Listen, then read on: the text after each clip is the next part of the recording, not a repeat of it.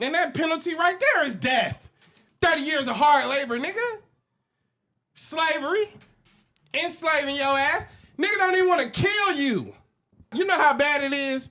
They'll never bat an eye at killing the nigga. They say, nah. He's young. He's able-bodied. Yeah. We need that labor. Now, I want to play...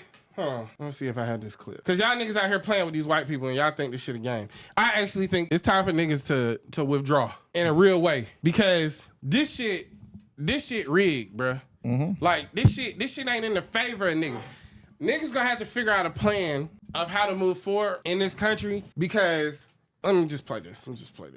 Based on Mr. Gathwright's age, physical abilities, things like that, do you think that the prison would benefit from him in a work capacity if he were sentenced to life without parole? I say yes, with my experience, not only just in classification, but as former warden and even as a jail administrator. He's someone that's young, he's healthy. In reality, we need that labor, we need that sweat equity, and we will put him out there to work because we do have an aging prison population, jail administration. We have that, so we put these young individuals to work and get some sweat equity out of them since they are young and actually can do the work. Now this is a motherfucking, now he might as well be a cracker, but he look like an Indian that just said that shit. But they telling you that they have an aging prison population. I mean, you young niggas ain't going to jail like you used to. We know that via the 13th Amendment, slavery is illegal unless you get prosecuted for a crime. The second that you get locked up, you forfeit all of your rights as a citizen and you essentially become a slave to the state or into this corporation we call the United States. So it seems like, you know, y'all talk about YNs all day and why not, but he said we have an aging prison population and we need these young niggas to be in here for sweat equity. That shit crazy. For labor. Yeah. We finna turn, we need y'all slave labor in here. So no, we don't want to get this nigga the death penalty. We'd rather have 30 years of hard labor. Nigga, LaQuint Dickey.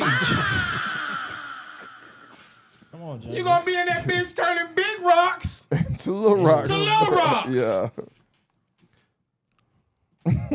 LaQuint. Every day, sun up to sundown, till your back give out. Till your back give out. And then when your back give out, smack in the back of the head. Smack you in the back of the motherfucking head. Then they'll consider the death penalty. Yeah. All I'm gonna say is if you think you thugging, ask yourself, is your life worth sweat equity? Is your life nothing but sweat equity to somebody else? They got on the stand and said, nah, don't kill him. Don't kill him. Throw that nigga in the field. If you think, listen to me for real. If you think you are thugging, if you have an identity crisis, you really don't know what path to take, you don't know what you want to do in life, I promise you it ain't thugging. I promise you it ain't sliding. I promise you you're retarded. You're literally retarded. Like, they told that nigga he wouldn't want some sweat. Like, we can get some sweat out this. Man, this is sad because this shit will never stop. It's like, no matter how many times God will put this shit in the forefront and like, hey, you ain't like that. You will get, you gonna get caught. Niggas don't care. Like, niggas just don't care. And I just feel like you niggas gotta fucking get it together. Like, you niggas are ridiculous. The government is not playing about sweat equity. The only people that was in jail with me was blacks and Mexicans.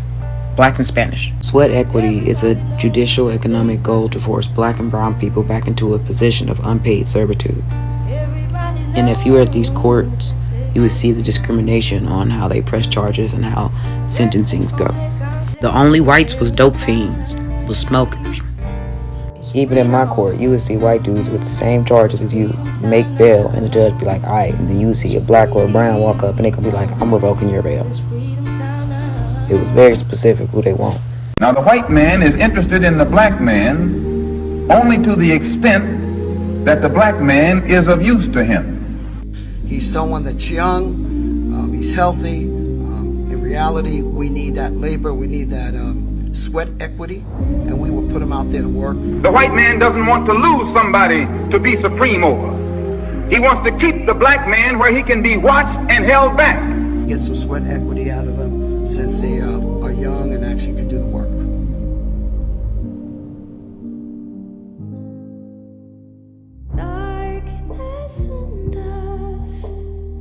And just an FYI to the ignorant, okay?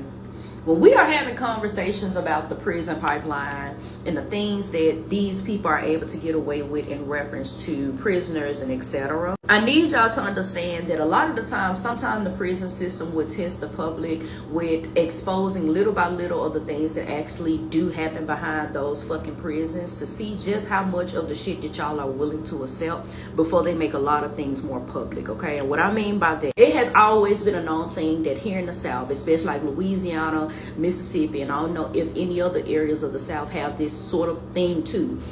But here, it has always been known that the prison system in Louisiana and Mississippi is quite literally still slaves. Like, the shit that you read in the books, the way that slaves used to be treated, they're doing that in those prisons. And I know a lot of you guys feel like that this has nothing to do with you. It's not a problem to you, because at the end of the day, if you get your ass into prison, you obviously deserve whatever there is for them to do behind those bars. But that is the problem. Y'all are too easily manipulated, swayed to believe that the things that criminals do justifies what those people behind those bars can also do to those criminals. Mind y'all always glaze over the fact that a lot of men in these prison systems are actively getting cruel and unusual punishments for very small crimes. A lot of men are unfortunately still going to jail for shit that they did not fucking do. A lot of women who are in prison are literally in those jailhouses for literally defending themselves, self-defense out of domestic violence in a lot of those fucking cases, okay? So when y'all be approving and okaying